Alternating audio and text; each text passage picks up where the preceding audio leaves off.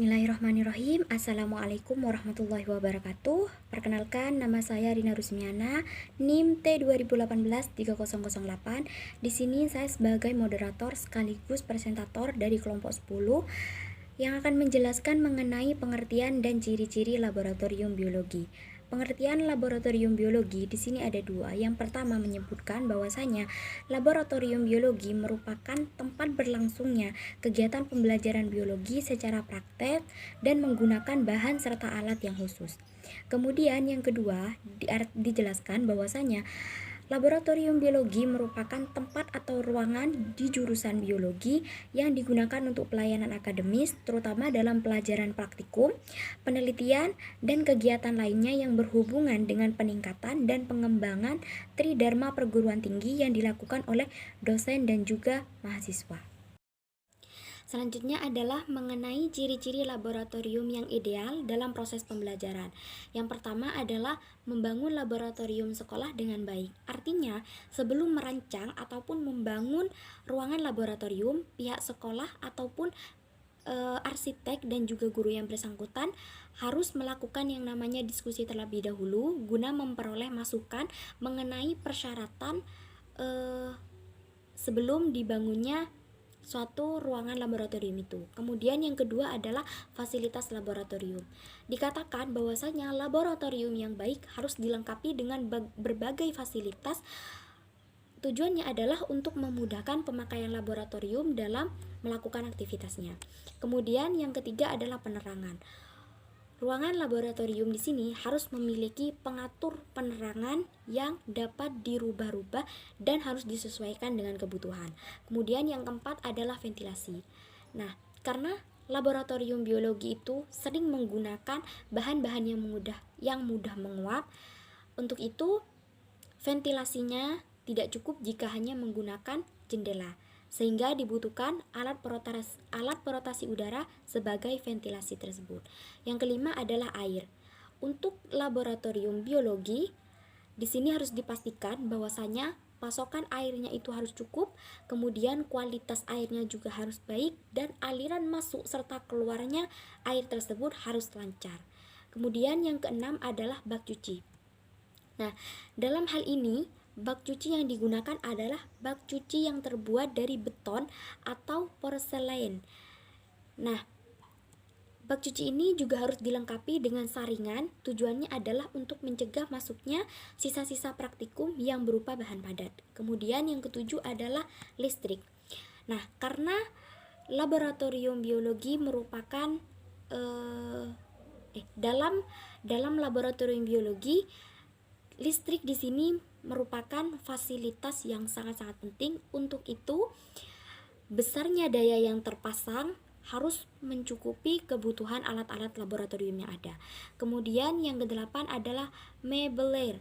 Nah, alat ini harus dipastikan betul-betul baik itu mengenai kualitasnya maupun juga ukurannya. Kemudian yang terakhir adalah personal.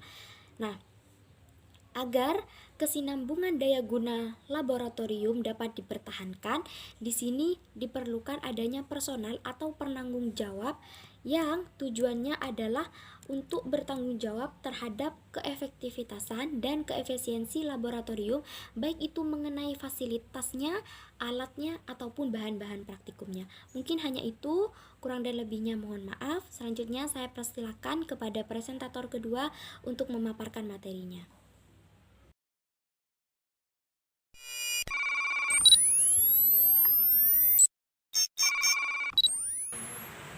Assalamualaikum warahmatullahi wabarakatuh. Perkenalkan, nama saya Sofiatul Karimah, NIM T2018-3013. Saya di sini sebagai pemateri kedua yang akan menjelaskan tentang sarana dan prasarana dalam laboratorium biologi. Baik, sarana sendiri adalah peralatan dan perlengkapan yang secara langsung dipergunakan dan menunjang proses pendidikan, khususnya proses belajar mengajar. Sedangkan prasarana adalah fasilitas yang tidak langsung menunjang jalannya proses pendidikan untuk pengajaran. Jadi, dapat disimpulkan bahwasanya sarana prasarana dalam laboratorium biologi adalah segala peralatan ataupun perlengkapan yang terdapat pada laboratorium biologi, yang mana peralatan atau perlengkapan tersebut menunjang proses pendidikan khususnya pembelajaran baik secara tidak langsung maupun secara langsung. Adapun di antara sarana dan prasarana dalam laboratorium biologi yaitu ruang laboratorium yang berfungsi sebagai tempat berlangsungnya kegiatan pembelajaran. Kemudian ada meja kursi guru dan laboran yang berfungsi sebagai kerja guru dan laboran dalam membina siswa melaksanakan praktikum. Kemudian ada whiteboard yang berfungsi untuk media menulis guru atau siswa yang membutuhkan whiteboard. Kemudian ada LCD proyektor, 2 set AC, alat pemadam kebakaran, dan lain sebagainya. Baik, selanjutnya saya di sini akan menjelaskan terkait tentang SOP laboratorium biologi. SOP sendiri yakni adalah standar operasional prosedur. Yang dimaksud SOP adalah dokumen yang berkaitan dengan prosedur yang dilakukan secara urut untuk menyelesaikan suatu pekerjaan yang bertujuan untuk memperoleh hasil kerja yang paling efektif dari para pengguna dengan biaya dan tenaga yang minimal dan rasional. Di antara SOP yang terdapat pada laboratorium biologi yakni yang pertama, prosedur kerja di laboratorium biologi. Semisal contohnya meletakkan tas di meja paling belakang, kemudian gunakan jas laboran ketika mau melaksanakan praktikum. Kemudian tidak boleh makan dan minum di laboran, dilarang merokok, dan lain sebagainya. Selanjutnya, diantaranya yakni peralatan keselamatan kerja. Terdapat jas laboratorium, masker, sarung tangan, sarung kulit, kacamata laboratorium, dan lain sebagainya. Untuk penjelasan selengkapnya, silahkan teman-teman membaca makalah yang telah kami share. Baik, kurang lebihnya mohon maaf. Wabillahi taufiq wal hidayah. Wassalamualaikum warahmatullahi wabarakatuh.